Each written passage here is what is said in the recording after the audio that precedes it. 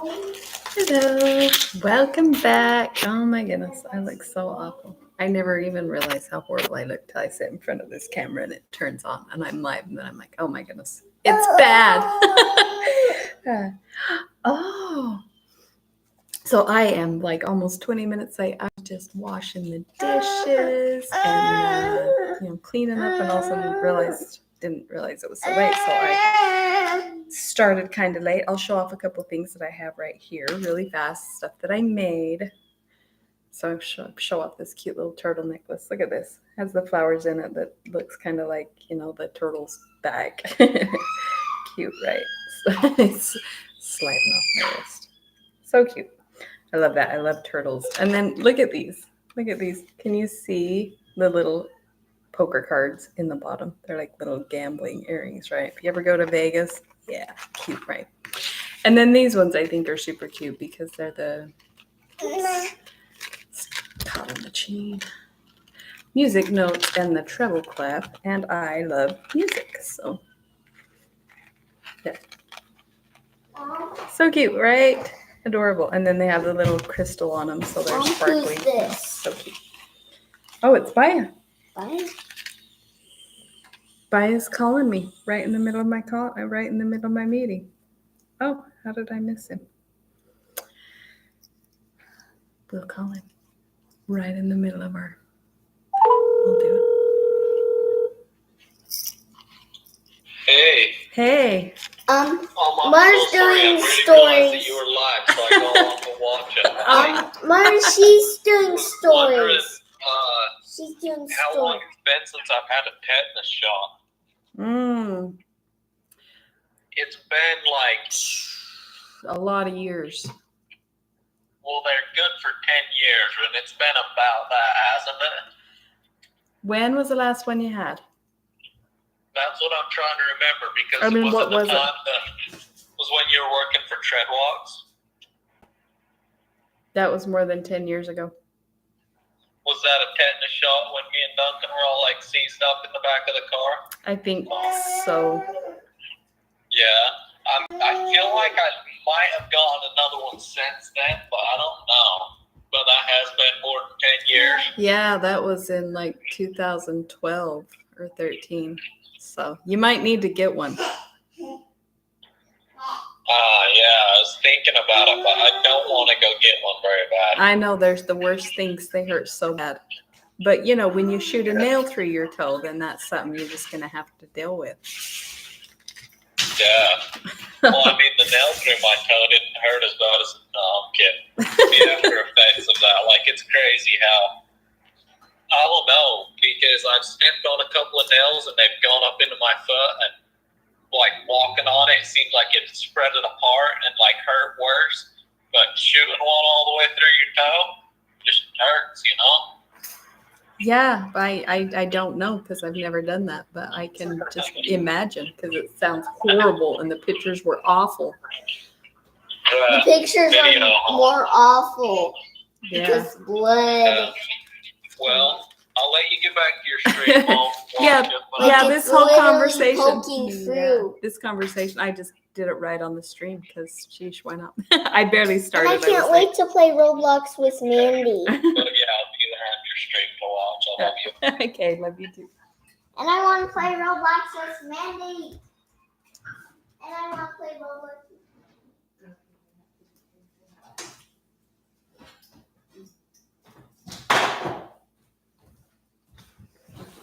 Sorry, I just remembered my coffee cake was in the oven. I had to grab it out so it wouldn't burn. Oh my goodness, I just look terrible. My hair is off. That I had a toothpick nap. part is in. I did that. Oh. Okay, that's not good. Will you hand me the Evelina book right there? Why does it look smaller than usual? I don't know. I got it out, sis, but don't put stuff up in there because that's where it charges. Okay. So, and what did you have for dinner?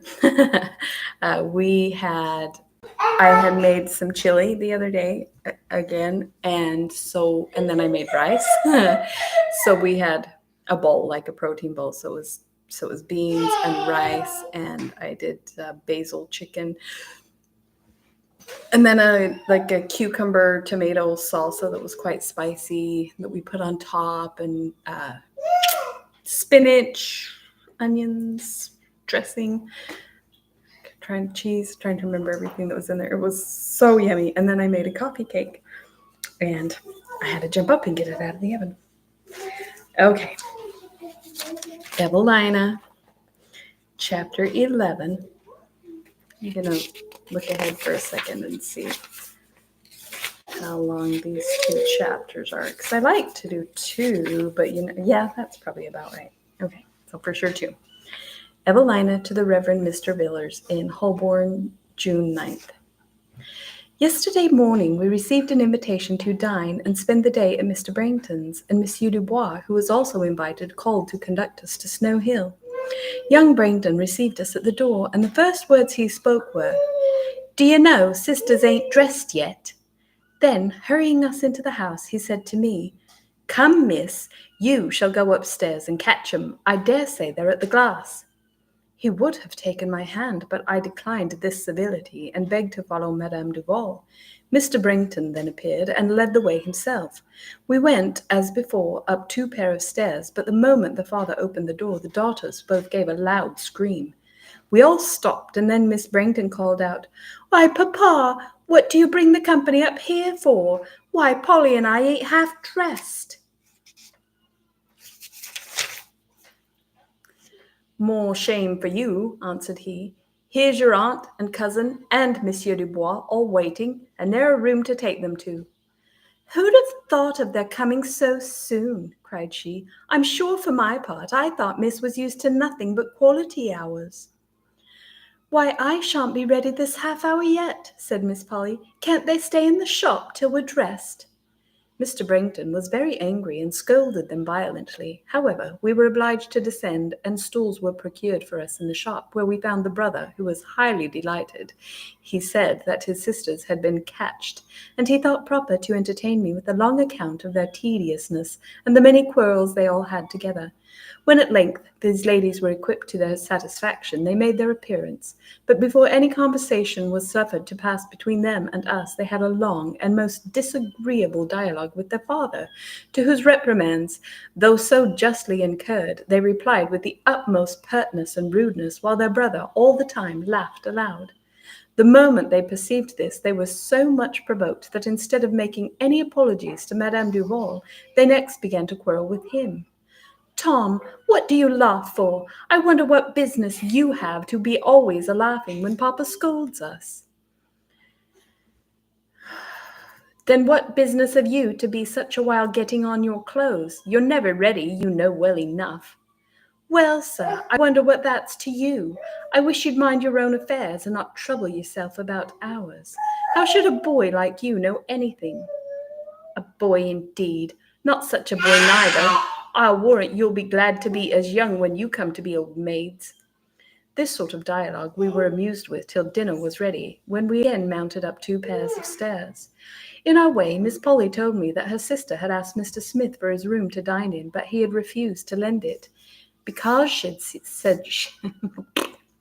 said, "One day it happened to be a little bit greased. However, we shall have it to drink tea in, and then perhaps you may see him, and I assure you he's quite like any of the quality, and dresses as fine, and goes to balls and dances and everything quite in taste. And besides, miss, he keeps a footboy of his own too." The dinner was ill served, ill cooked, and ill managed. The maid who waited had so often to go downstairs for something that was forgotten, that the Braintons were perpetually obliged to rise from table themselves to get plates, knives and forks, bread or beer. Had they been without pretensions, all this would have seemed of no consequence, but they aimed at appearing to advantage, and even fancied they succeeded. However, the most disagreeable part of our fare was that the whole family continually disputed whose turn it was to rise, and whose to be allowed to sit still. When this meal was over, Madame Duval, ever eager to discourse upon her travels, entered into an argument with Mr. Brainton, and in broken English, Monsieur Dubois, concerning the French nation, and Miss Polly, then addressing herself to me, said, "Don't you think, miss, it's very dull sitting upstairs here? We'd better go down to shop, and then we shall see the people go by." "Oh, Paul," said the brother, "you're always wanting to be staring and gaping, and I'm sure you needn't be so fond of showing yourself, for you're ugly enough to frighten a horse." "Ugly indeed! I wonder which is best, you or me. But I tell you what, Tom, you've no need to give yourself such airs, for if you do, I'll tell Miss of you-know-what." "Who cares if you do? You may tell what you will, I don't mind." "Indeed," cried I do not desire to hear any secrets." "Oh, but I'm resolved I'll tell you, because Tom's so very spiteful. You must know, miss, the other night—" "Paul," cried the brother, "if you tell of that, Miss shall know all about your meeting young Brown you know when, so I'll be quits with you one way or another."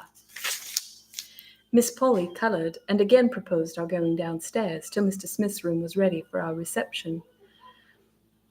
"Ay, so we will," said Miss Brangton. "I'll assure you, cousin, we have some very genteel people pass by our shop sometimes.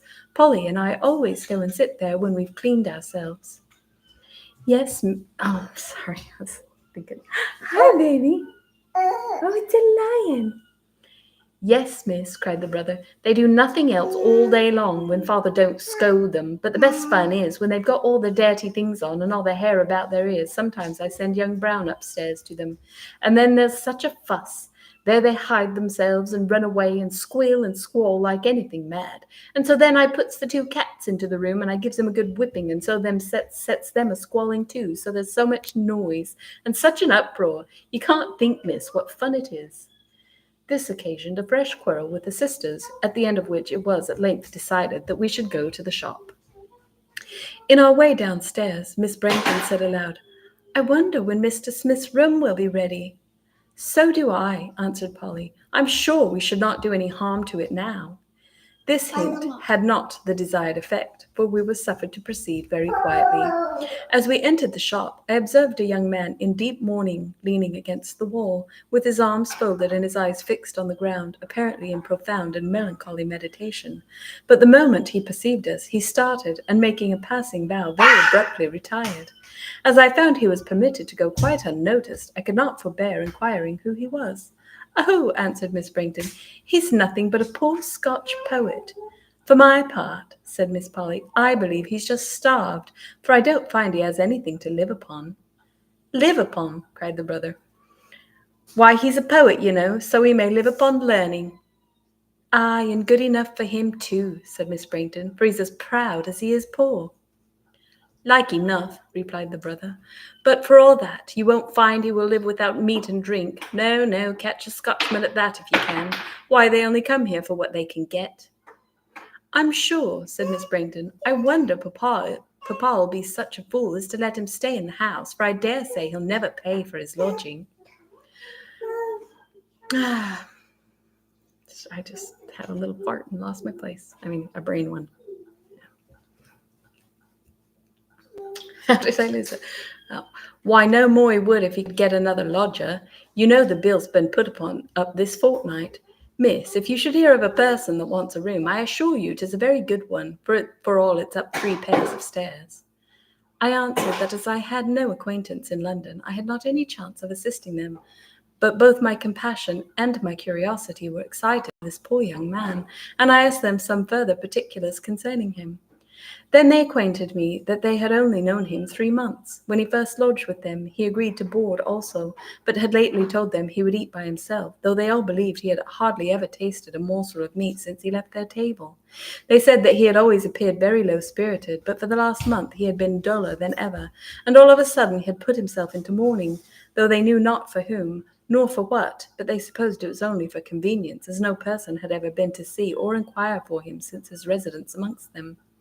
And they were sure he was very poor, as he had not paid for his lodging the last 3 weeks, and finally they concluded he was a poet, or else half crazy, because they had at different times found scraps of poetry in his room. They then produced some unfinished verses written on small pieces of paper, unconnected, and of a most melancholy cast. Among them was a fragment of an ode, which, at my request, they lent me to copy, and as you may perhaps like to see it, I will write it now.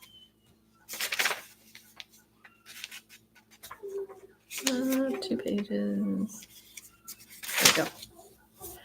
O life, thou lingering dream of grief, of pain, and every ill that nature can sustain, strange, mutable, and wild, now flattering with hope most fair, depressing now with fell despair, the nurse of guilt, the slave of pride, that, like a wayward child, woe to himself a foe, seems joy alone in what's denied, in what is granted, woe.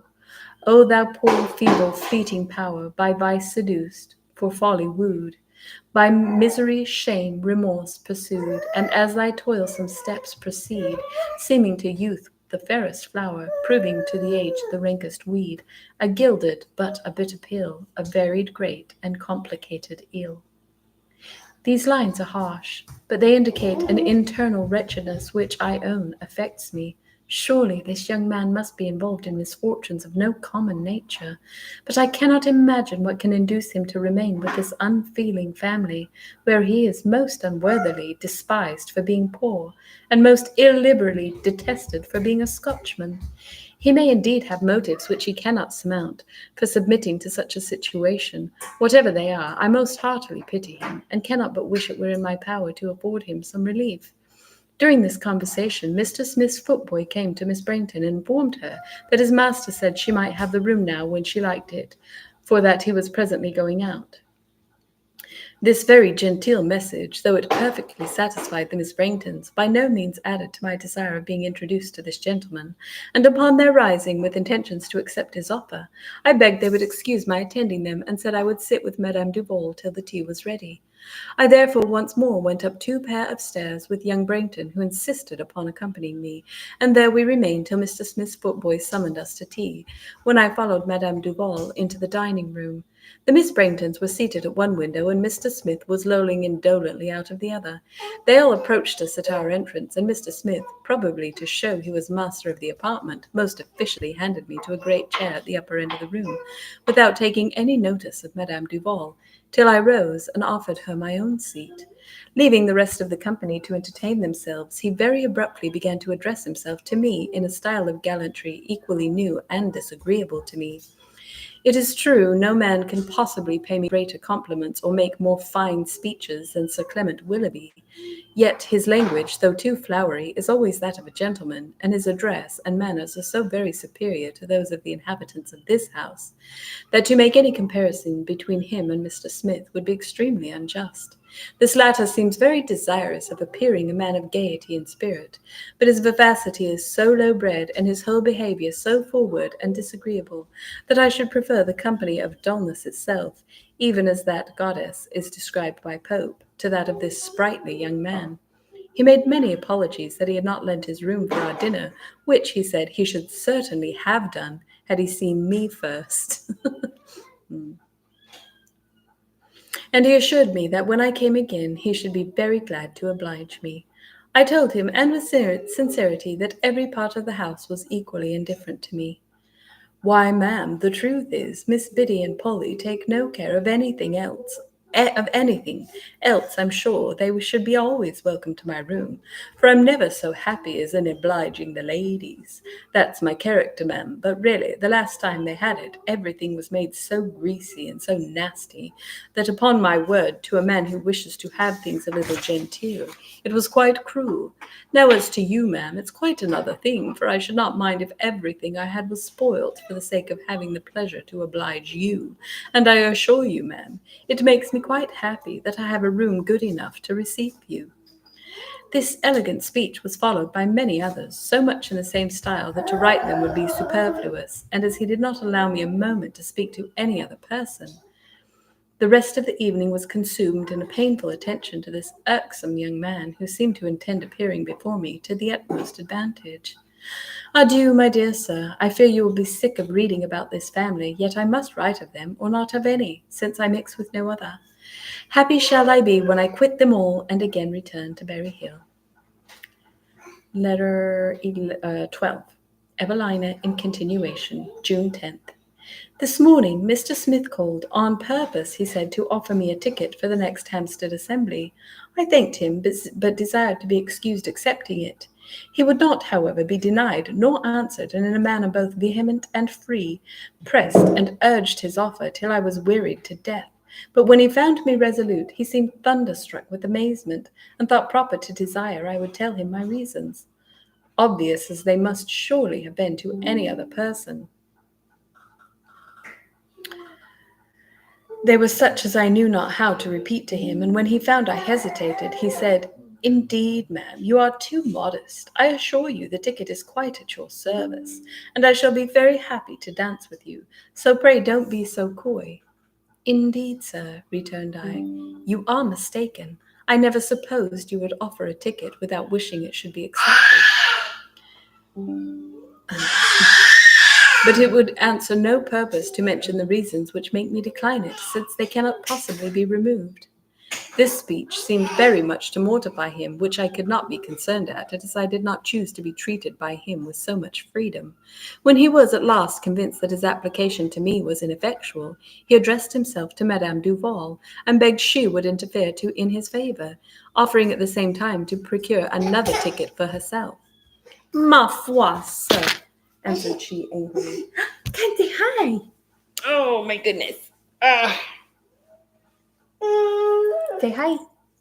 Oh, what do you see?" I love you, baby. Hi. Mwah. You're so sweet. Mwah. You're precious. I love you. Oh, ouch. Oh, thanks for the love. Hey, be soft. Soft. Soft. Be nice. Mwah. I love you. He loves his coat. If he ever sees it, he insists we put it on, no matter how hot it is. Okay. "Ma foi, sir," answered she angrily, "you might as well have had the complaisance to ask me before, for I assure you I don't approve of no such rudeness. However, you may keep your tickets to yourself, for we don't want none of them." This rebuke almost overset him. He made many apologies, and said that he should certainly have first applied to her, but that he had no notion that the young lady would have refused him, and on the contrary had concluded that she would have assisted him to persuade Madame Duval herself. This excuse appeased her, and he pleaded his cause so successfully that, to my great chagrin, he gained it, and Madame Duval promised that she would go herself and take me to the Hampstead Assembly whenever he pleased. Mr. Smith then, approaching me with an air of triumph, said, "Well now, ma'am, now I think you can't possibly keep to your denial." I made no answer, and he soon took leave, though not till he had so wonderfully gained the favour of Madame Duval that she declared, when he was gone, he was the prettiest young man she had seen since she came to England. As soon as I could find an opportunity, I ventured in the most humble manner to entreat Madame Duval would not insist upon my attending her to this ball, and represented to her, as well as I was able, the impropriety of my accepting any present from a young man so entirely unknown to me. But she laughed at my scruples, called me a foolish, ignorant country girl, and said she should make it her business to teach me something of the world. Are you getting down? Where are you going? Do you want to get back up? Up. Okay. Up. 1, 2, 3. I love you. The ball is to be next week. I am sure it is not more improper for than unpleasant to me, and I will use every possible endeavour to avoid it. Perhaps I may apply to Miss Brainton for advice, as I believe she will be willing to assist me, from disliking equally with myself that I should dance with Mr. Smith.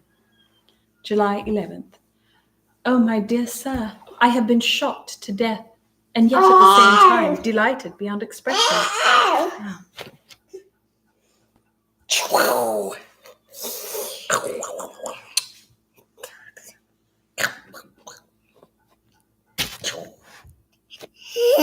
Who's that? Is that you? Oh, so sweet. Mwah. Oh, yep, that's your coat, sure enough. He loves it. He loves his coat. It's so cute. Yeah, that's your coat. Oh.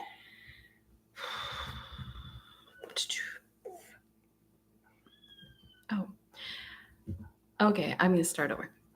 Oh, my dear sir, I have been shocked to death, and yet at the same time delighted beyond expression in the hope that I have happily been the instrument of saving a human creature from destruction. You little helper.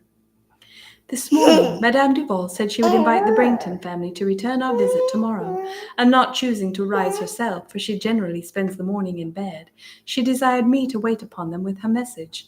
Monsieur Dubois, who just then called, insisted upon attending me.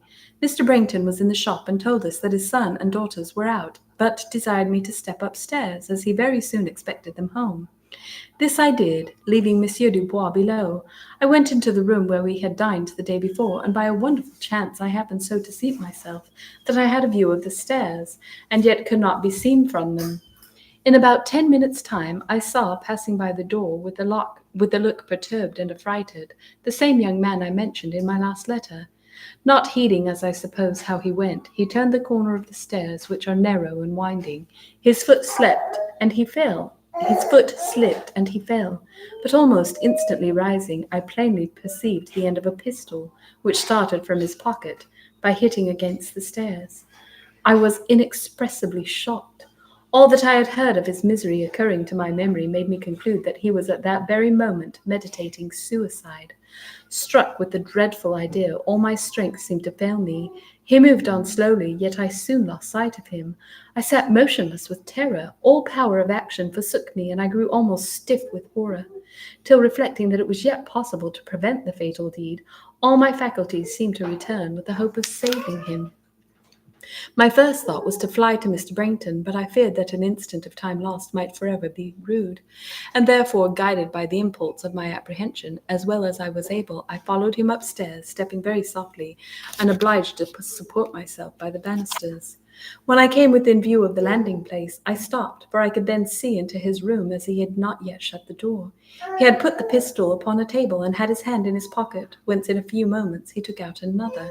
He then emptied something on the table from a small leather bag, after which, taking up both the pistols, one in each hand, he dropped hastily upon his knees and called out, "O God, forgive me."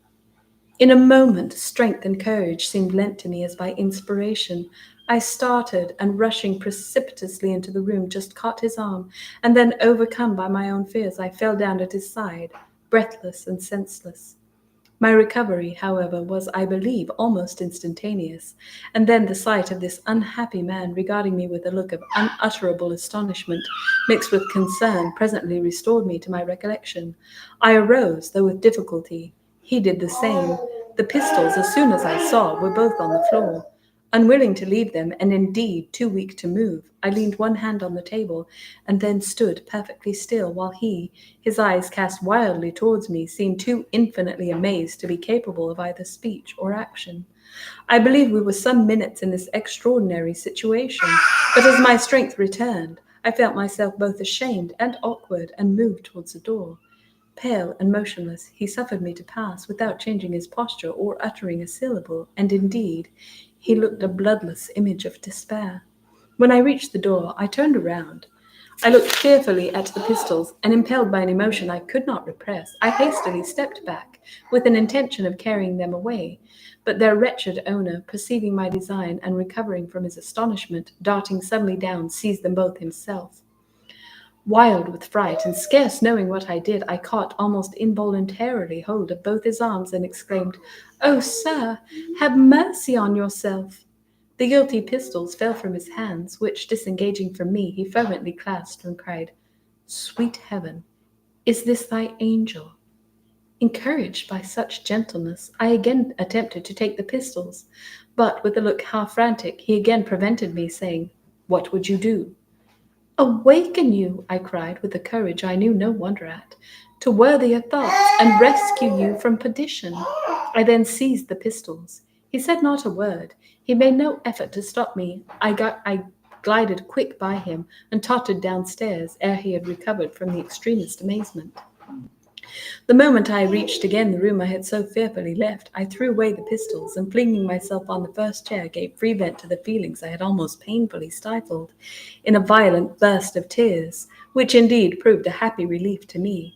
In this situation I remained some time, but when at length I lifted up my head, the first object I saw was the poor man who had occasioned my terror, standing as if petrified at the door, and gazing at me with eyes of wild wonder. I started from the chair, but trembling so excessively that I almost instantly sunk into it again. He then,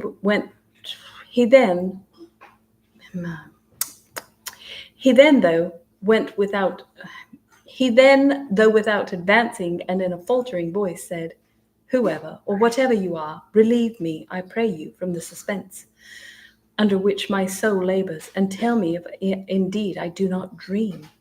To this address, so singular and so solemn, I had not then the presence of mind to frame any answer. But as I presently perceived that his eyes turned from me to the pistols, and then he seemed to intend regaining them, I exerted all my strength, and saying, "Oh, for heaven's sake, forbear!" I rose and took them myself. "Do my senses deceive me?" cried he. "Do I live? And do you?" As he spoke, he advanced towards me, and I, oh, it's vivid loves, still guarding the pistols. What's uh-oh? Still guarding the pistols, retreated, saying, "No, no, you must not have them." "Why? For what purpose, tell me, do you withhold them?" "To give you time to think, to save you from eternal misery." Ow! Don't bite me. Hey, be nice. "And I hope to reserve you for mercy and forgiveness." "Wonderful," cried he with uplifted hands and eyes. "Most wonderful." For some time he seemed wrapped in deep thought, till a sudden noise of tongues below, announcing the approach of the Branghtons, made him start from his reverie. He sprung hastily forward, dropped on one knee, caught hold of my gown, which he pressed to his lips, and then, quick as lightning, he rose and flew upstairs to his own room.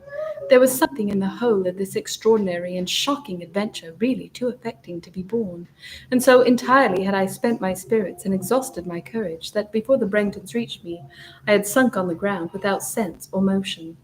I believe I must have been a very horrid sight to them on their entrance into the room, for to all appearances I seemed to have suffered a violent death, either by my own rashness or the cruelty of some murderer, as the pistols had fallen close by my side. How soon I recovered I know not, but probably I was more indebted to the loudness of their cries than to their assistance, for they all concluded that I was dead, and for some time did not make any effort to revive me.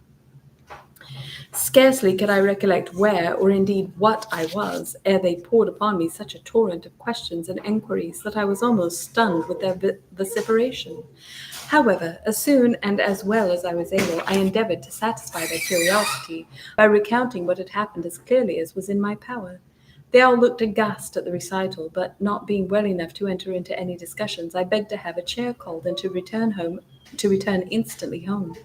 Before I left them, I recommended with great earnestness a vigilant observance of their unhappy lodger, and that they would take care to keep from him, if possible, all means of self-destruction.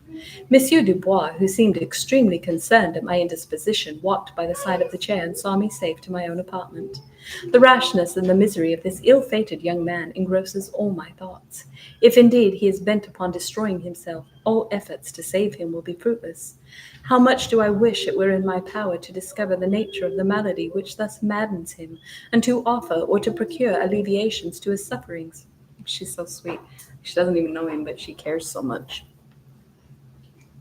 I am sure, my dearest sir, you will be much concerned for this poor man, and were you here, I doubt not but you would find some method of awakening him from the error which blinds him, and of pouring the balm of peace and comfort into his afflicted soul. Okay, 2 chapters.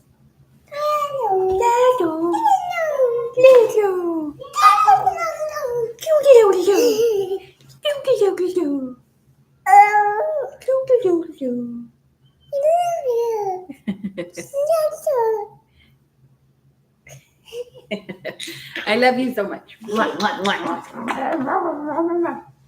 Should we make you laugh so everybody can hear how cute you're laughing? Yeah, I know you love the calendar. He loves to cross the days off on the calendar. Look, I'm going to make you laugh so everybody can hear how cute you are. You ready?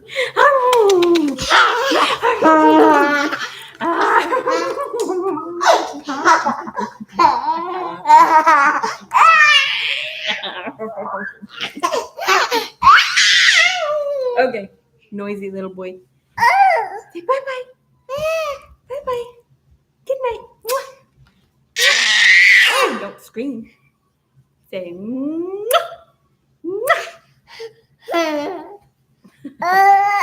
Oh.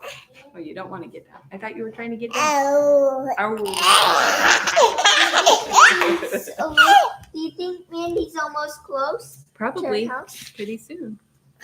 All right. I will let y'all go. Kept you for almost 40 minutes tonight. Oh, and here's Gatorsa. Yeah. Don't make faces. All right. Well, thank you for stopping by. Thank you for enjoying story time. I hope you enjoyed story time. Okay. All right. Don't flop on me. You're heavy. I can't hold everybody up. Thanks for coming. Night. Bye. Bye.